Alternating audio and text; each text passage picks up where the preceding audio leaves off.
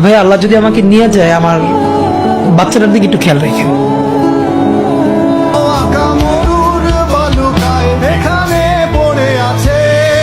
কত শত প্রাণ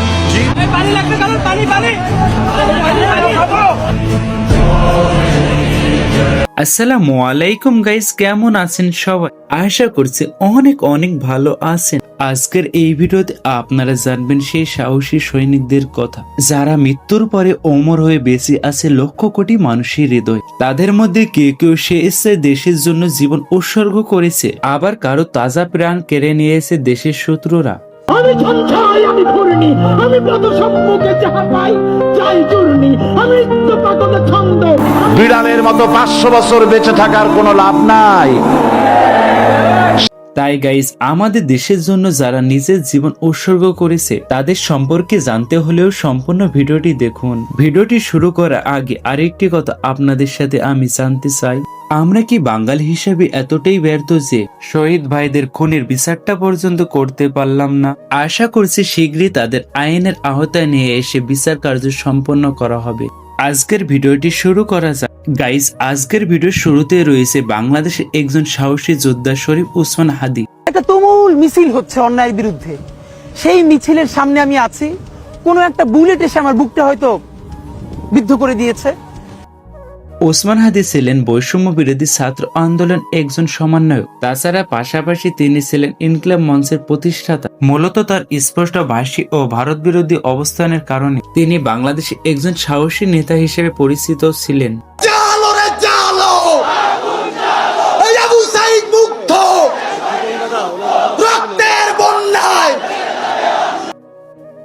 এছাড়া তিনি আসন্ন নির্বাচনে ঢাকা আসনের স্বতন্ত্র প্রার্থী হিসেবে নির্বাচনে অংশগ্রহণের প্রস্তুতি নিচ্ছিলেন। কিন্তু গত শুক্রবার নির্বাচনে প্রচারণায় বের হলে মোটরসাইকেলে করে আসা দুই অজ্ঞাত ব্যক্তি তাকে গুলি করে।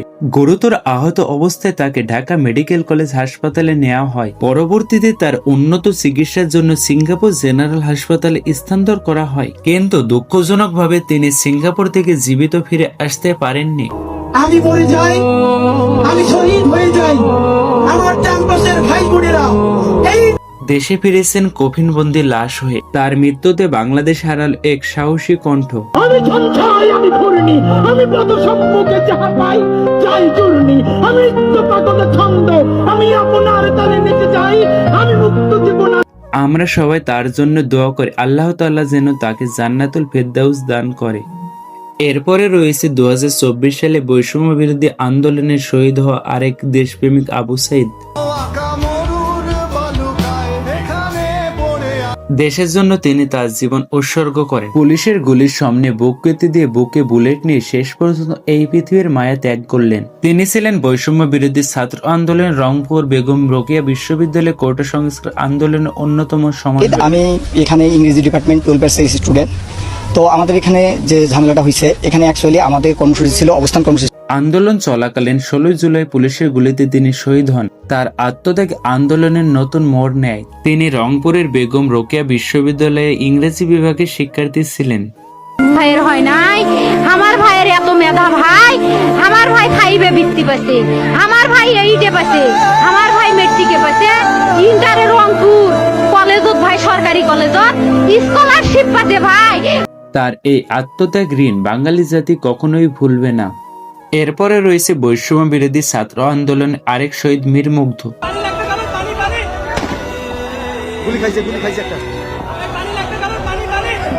বৈষম্য বিরোধী ছাত্র আন্দোলনের সময় তিনি শিক্ষার্থীদের ডেকে পানি ও বিস্কুট বিলাচ্ছেন। ঠিক সেই মুহূর্তে একটি গুলি লাগে তার মাথায়। তিনি মুহূর্তের মধ্যে মাটিতে লুটিয়ে পড়েন। রক্তে ভেসে যায় পুরো স্থান, আর ঘটনাস্থলে তিনি সেখানেই শহীদ হন। মীর মুগ্ধ ছিলেন একজন বাংলাদেশের সুনামধন্য ফ্রিল্যান্সার এবং একই সঙ্গে ছিলেন বিশ্ববিদ্যালয়ে পড়ো একজন শিক্ষার্থী। কত প্রদীপ শিখা জ্বালালে তার মানবিকতা ও আত্মত্যাগ চিরস্মরণীয় করে রাখবে সারা জীবন। গাইস, তারপরে রয়েছে ছাত্রলীগের হাতে নির্মমভাবে নিহত আরেক বিশ্ববিদ্যালয়ের শিক্ষার্থী আবরার ফাহাদ। 2019 সালে 6 অক্টোবর বুয়েটের শেরেবাংলা হলে বুয়েটের ছাত্রলীগের একদল নেতাকর্মী তাকে পিটিয়ে হত্যা করেন। এই নৃশংস ঘটনার পর আবরারের বাবা 29 জনকে আসামি করে হত্যার মামলা দায়ের করেন। বিচারিক প্রক্রিয়া শেষে রায় দেওয়া হয় 20 জনের মৃত্যুদণ্ড এবং 5 জনের কারাদণ্ড ও 3 জন পলাতক ছিলেন। আবরার ফাহাদের অপরাধ ছিল তিনি ভারত বিদ্বেষী কথা বলতেন এবং ফেসবুকে রাজনৈতিক লেখালেখি করতেন। মত প্রকাশের এই স্বাধীনতার কারণে তাকে প্রাণ দিতে হয়, যা পুরো জাতিকে গভীরভাবে নাড়া দেয়। গাইস, এরপরে রয়েছে দেলোয়ার হোসেন সাঈদী।